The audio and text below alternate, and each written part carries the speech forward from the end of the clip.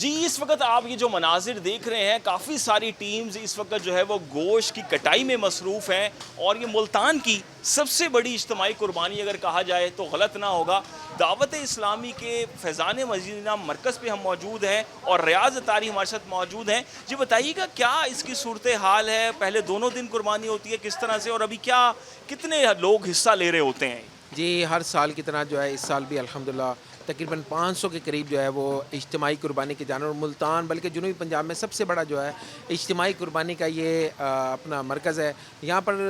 لوگ جو ہے ہزاروں کی تعداد میں لوگ آتے ہیں اور اجتماعی قربانی میں حصہ اپنا ڈالتے ہیں۔ 28,000 روپے ہم نے حصہ رکھا ہے اور یہاں پر انتظامات بڑے اچھے انداز میں کیے گئے ہیں۔ اچھا اس میں یہ ہے کہ 28,000 روپے حصہ جو ہم نے رکھا ہے، فرض کریں کہ وہ جانور جو ہے وہ 1,96,000 سے ہم نے اگر کم میں خریدا ہے اور اس کے اخراجات سارے کم میں ہوئے ہیں تو ہم مجھ سے جو بچ جاتے ہیں وہ فی حصہ دار کو بھی وہ واپس کرتے ہیں یہ رقم،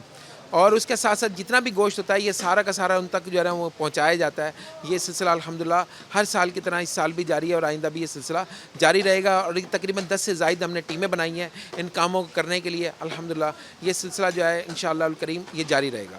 یہ بتائیے گا ملتان بھر سے، جنوبی پنجاب بھر سے لوگ حصہ لے رہے ہوتے ہیں، تو کس طرح سے یہ ساری چیزیں اور حصے بنا کے لوگ یہاں سے خود آ کے لے کے جا رہے ہوتے ہیں باقاعدہ طور پر؟ جی ہم نے ٹوکریوں کا انتظام کیا ہے باقاعدہ اچھے انداز میں، تاکہ یہ کہ جو بھی حصہ دار ہے اس کو اچھے انداز میں یہاں پر جو ہے نا وہ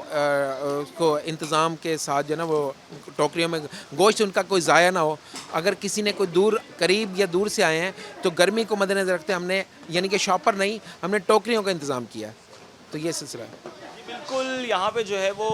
بہت زیادہ عمدہ انداز میں جو ہے وہ پیکنگ کی جا رہی ہے، لوگوں کو ان کا حصہ پہنچایا جا رہا ہے، اور اس کے ساتھ ساتھ جس طرح یہ بتا رہے ہیں کہ فیضان مدینہ مرکز پہ اس سال تقریباً 500 سے زائد جو بڑے جانور ہیں ان کی اجتماعی قربانی یہاں پر دی جا رہی ہے۔ جی